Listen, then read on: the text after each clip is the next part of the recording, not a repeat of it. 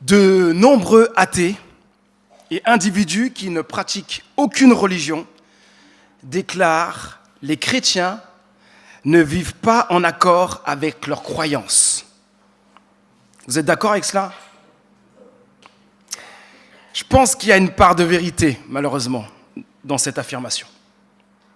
Il est regrettable que beaucoup se revendiquent chrétiens tout en vivant dans le péché, considérant cela comme acceptable. Tout va bien. Et voici ce qu'a exprimé le pasteur Raphaël Charrier à ce sujet. Je cite, « Tu vas croiser des gens dans ton église qui se disent chrétiens. Ils connaissent tous les codes et savent donner le change lors des rencontres habituelles de l'église. Ils adhèrent intellectuellement à la vision biblique du monde, croient que Dieu existe et considèrent que l'éthique chrétienne est bonne. Toutefois, leur vie est en totale contradiction avec l'appel de Jésus. Ils ont de belles paroles, mais les actes ne suivent pas. Ils se laissent guider par leurs désirs, ils s'accommodent facilement de leurs péchés et accumulent les compromissions sans que cela ne les accable. Dès qu'on essaye d'aller un peu plus en profondeur avec eux, ils se transforment en anguilles. Ils ne veulent leur rendre de compte à personne.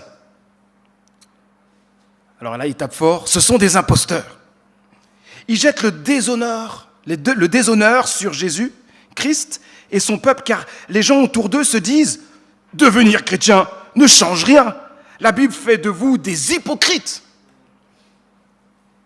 Sans une réelle repentance, ils ne seront pas sauvés, car on ne peut tromper le Seigneur. Fin de citation. Mais quel est le cœur du problème ici ? D'où provient cette incohérence marquée, voire cette hypocrisie ? Bien qu'il puisse y avoir de multiples réponses à ces questions, une en particulier se distingue des autres, est au-dessus de la liste. Beaucoup reconnaissent Jésus comme leur sauveur, mais pas comme leur Seigneur, leur maître. Ce matin, nous verrons pourquoi être chrétien ne signifie pas seulement reconnaître Jésus comme notre sauveur, mais aussi comme notre Seigneur. Pour éclaircir ce point, je répondrai à cette question. Pourquoi Jésus doit-il être le Seigneur de notre vie ? Pourquoi ? Nous nous appuierons sur la lettre de l'apôtre Paul à Tite dans la Bible pour y répondre. Nous poursuivons aujourd'hui notre série de prédications intitulée « Vivre pour Jésus » pour comprendre ce que signifie vivre pour lui, devenir disciple, un disciple, s'entraîner comme un disciple et se battre comme un disciple. Pourquoi Jésus doit-il être le Seigneur de notre vie ? Premièrement, nous sommes sauvés par la grâce. Une première raison est celle-ci. Nous sommes sauvés par la grâce.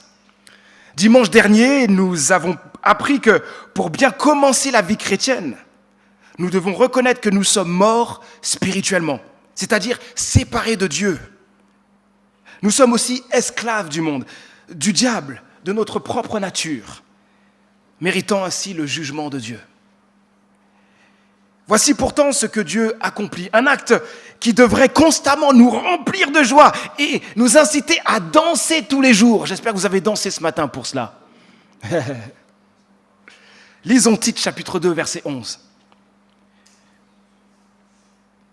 Et nous lirons aussi le verset 14. Je cite, « En effet, la grâce de Dieu s'est révélée comme une source de salut pour tous les hommes. » Et plus loin, verset 14, « Il s'est livré lui-même pour nous, Jésus, afin de nous délivrer de toute désobéissance en nous purifiant. » Dieu ici, dans ce texte, on voit que Dieu, dans sa grâce infinie, par Jésus-Christ, s'est livré pour nous.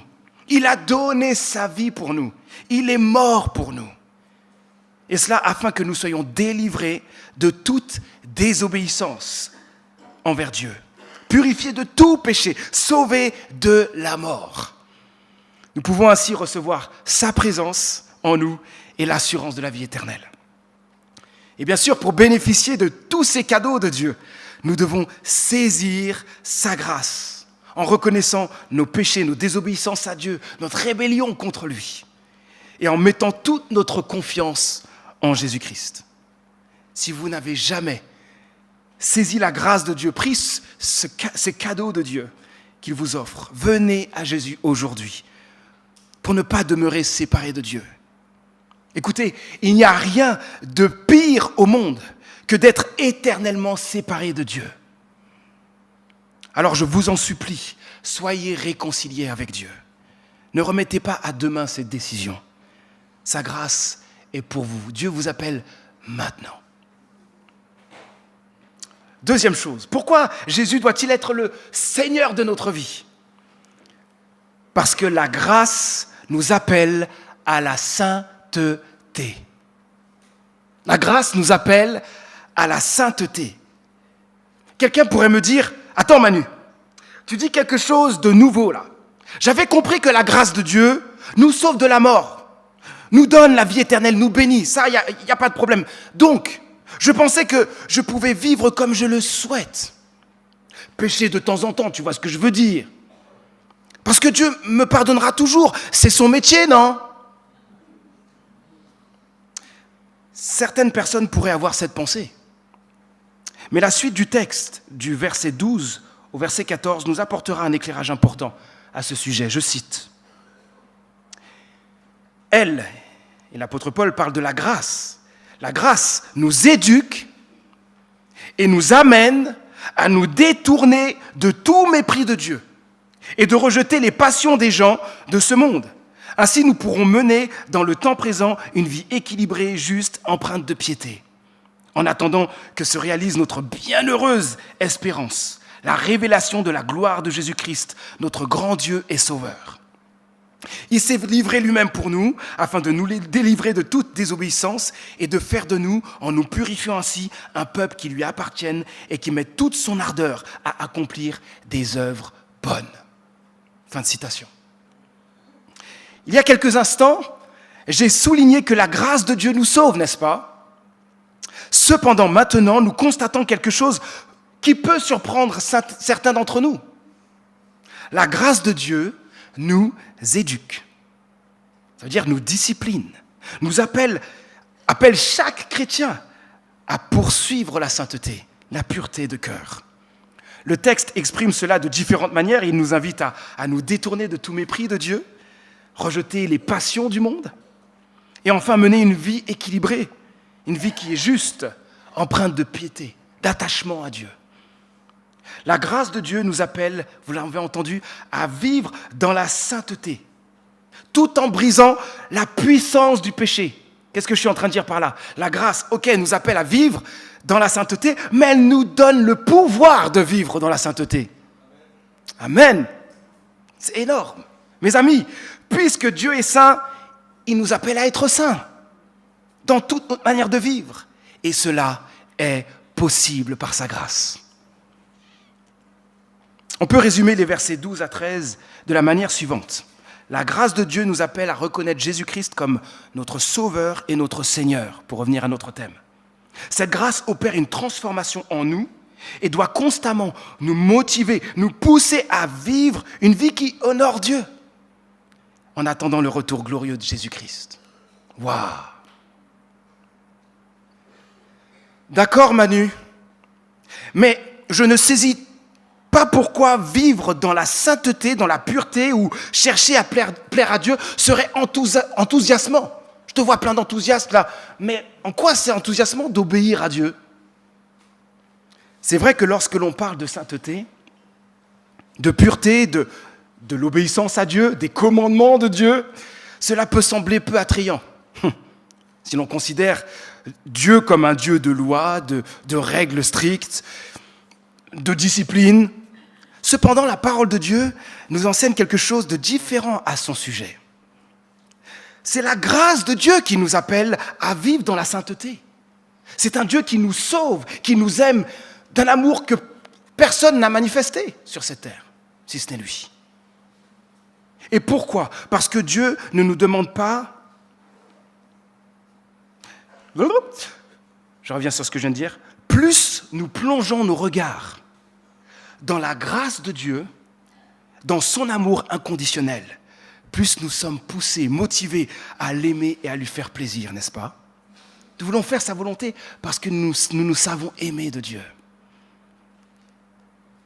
Par ailleurs, en ce qui concerne la sainteté et le fait de plaire à Dieu, ce n'est pas quelque chose de pénible, nous dit l'apôtre Jean. Pourquoi? Parce que Dieu ne nous demande pas de suivre des rituels vides de sens, de pratiquer des lois sans signification ou de faire des choses étranges.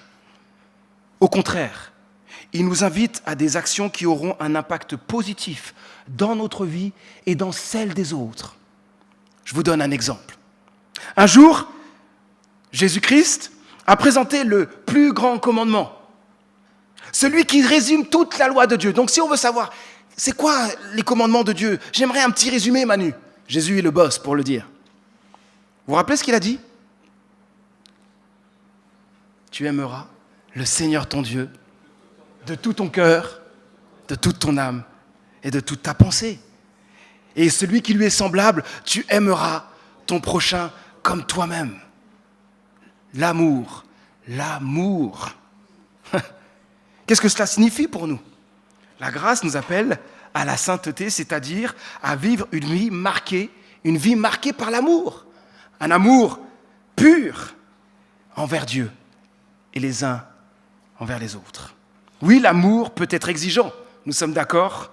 Cependant, il n'y a rien de plus épanouissant au monde et de plus impactant que l'amour qui vient de Dieu. Troisième et dernier point. Pourquoi Jésus doit-il être le Seigneur de notre vie? Parce que Dieu a fait de nous un peuple qui lui appartient. Dieu ne nous a pas sauvés de nos péchés seulement pour nous sortir de la mort, pour que nous soyons préservés de la mort. Comme ça, on a la vie éternelle et c'est bon, c'est fini. Dieu nous a sauvés pour que nous lui appartenions. Son désir est que nous soyons à lui. Non pas parce qu'il s'ennuie au ciel. Je ne sais pas trop quoi faire là. Il faudrait que je les sauve parce que comme ça, je ne serai pas seul dans le ciel. C'est ennuyant quand même. Hein. Ça fait depuis toute éternité, je suis tout seul. Non, c'est pas cela. En Dieu, il y a Dieu qui est Père, Fils et Saint-Esprit. Il y a une relation en Dieu. Alors ça, ce serait complexe de prendre le temps là-dessus. Mais Dieu est satisfait en lui-même. Dieu n'est pas en train de s'ennuyer. Mais s'il nous a sauvés, c'est parce qu'il nous aime profondément. Alors je pourrais entendre quelqu'un me dire « Attends un peu, Manu, tu pousses les choses à l'extrême là. Comment le Dieu créateur peut-il faire une chose pareille? Il nous a sauvés pour que nous lui appartenions. Tu entends ce que tu viens de dire? Est-ce qu'il nous met dans un piège, il nous fait tomber dans un traquenard pour nous dominer, devenir roi et nous forcer à devenir ses sujets? C'est ça ton message? Il n'y a rien d'enthousiasmant dans ça. Ok, je comprends votre incompréhension si vous avez de telles pensées. Mais vous devez comprendre ceci. Dieu est déjà maître et souverain de l'univers. Notre appel n'est pas de faire de lui le maître de l'univers à nouveau. Il l'est déjà de toute éternité, mais nous devons plutôt le reconnaître comme celui qui détient toute autorité. De plus, il est notre créateur et nous sommes ses créatures. Dieu ne nous appelle pas à le faire créateur à nouveau. Il l'a toujours été. Mais nous devrions reconnaître sa souveraineté, sa seigneurie sur toute chose. En fait, cela devrait nous toucher profondément de réaliser que Dieu a fait de nous un peuple qui lui appartient. Parce que nous ne lui appartenions plus à cause de nos fautes. Nous étions sous la domination du mal, sous la domination du péché, du diable, des forces des ténèbres. Le désir de Dieu était de nous délivrer de cette condition misérable. C'est pourquoi c'est une nouvelle extraordinaire et qui doit nous remplir de joie de savoir que nous sommes désormais son peuple. On lui appartient. En faisant de nous un peuple qui lui appartient, Dieu veut que nous mettions toute notre ardeur à accomplir des œuvres bonnes. C'est ce que nous dit la fin du texte. Il veut que nous soyons zélés et passionnés pour accomplir ce qui est bien et agréable à ses yeux. Alors vous l'entendez ce matin, la grâce infinie de Dieu doit nous pousser à faire de Jésus-Christ notre Sauveur et aussi notre Seigneur, notre Maître. Cette grâce sauve et elle pousse aussi à mettre toutes nos forces et notre ardeur à accomplir des œuvres bonnes. Ces œuvres bonnes ne visent pas à mériter le paradis, parce qu'on ne peut pas le mériter. On a entièrement besoin de Jésus, de sa mort, pour accéder au paradis. Mais ces bonnes œuvres doivent être exprimées avec en fait un cœur reconnaissant pour la mort et la résurrection de Jésus, pour sa grâce, pour la grâce qui fait que nous avons le paradis, nous avons sa présence pour l'éternité. Je termine maintenant en m'adressant encore à toi qui peut-être n'a pas encore pris la décision de venir à Jésus. Je tiens à le répéter, viens à lui ce matin. Sa grâce est pour toi. Accepte Jésus comme ton Sauveur et aussi comme ton Seigneur. Laisse-le devenir le maître de ta vie. Et si tout ce que je viens de dire, tu comprends rien du tout à ce que j'ai dit, commence au moins à t'adresser à Dieu et à lui demander de se révéler à toi. Commence les petits pas. Tu verras, Dieu se révélera à toi. Je m'adresse maintenant à nous, chrétiens. Est-ce que nous jouons avec le péché ? Est-ce que nous nous autorisons à commettre des actes qui déplaisent à Dieu ? Si nous tolérons le péché dans nos vies, écoutez bien ceci, nous méprisons la grâce de Dieu. Nous insultons et nous foulons aux pieds la grâce de Dieu. C'est dur à entendre, mais c'est la réalité. Sa grâce est trop immense, infinie et belle pour nous transformer, pour nous laisser sans voix et nous pousser à l'aimer toujours plus. Alors, si le péché, tu t'es laissé aller, tu joues avec le péché, demande pardon à Dieu ce matin pour tes fautes. Reviens à lui. Change d'attitude. Et chaque jour, fais de Jésus le Seigneur de ta vie. Mes amis, choisissons de suivre Jésus en lui permettant de régner dans nos vies. Bien que cela puisse être parfois difficile, nous pouvons avoir confiance en lui, en sa puissance qui est en œuvre en nous. Alors n'arrêtons jamais de lui demander son aide pour qu'il règne toujours plus en nous. Amen. Je conclus en rappelant ce que je viens de dire. Pourquoi Jésus doit-il être le Seigneur de notre vie ? Nous sommes sauvés par sa grâce. La grâce nous appelle à la sainteté. Et Dieu a fait de nous un peuple qui lui appartient. Je prie. Dieu notre Père, un immense merci pour ta grâce infinie que tu as manifestée envers nous. Nous étions tous loin de toi et méritions ton jugement à cause de notre rébellion contre toi. Mais tu as tout accompli pour que nous soyons délivrés du péché et pour nous accorder ton pardon, ta présence, la promesse du paradis. Nous te prions pour ceux qui ne sont pas encore à toi, que ta grâce les touche profondément et qu'ils la saisissent dès maintenant. Révèle-toi à chacun et agis dans leur vie. Qu'ils reconnaissent Jésus comme leur Sauveur et leur Maître. Nous te prions pour nous, chrétiens, nous te demandons pardon pour les moments où nous ne t'avons pas laissé régner pleinement dans nos vies. Que nous ne tolérions plus le péché dans nos vies et que ta grâce devienne de plus en plus précieuse pour nous, qu'elle continue à nous transformer, à nous façonner à l'image de Jésus, à nous pousser à t'obéir et à t'honorer. Nous prions que l'Église d'Ozoir soit toujours animée d'une ardeur renouvelée pour les œuvres bonnes. Seigneur, continue ton œuvre en Mie et en Laurent qui se sont fait baptiser et qu'ils puissent vivre tout cela. Que ta grâce continue à transformer leur cœur et toute leur vie et qu'ils soient des bénédictions pour les autres. Au nom de Jésus-Christ. Amen.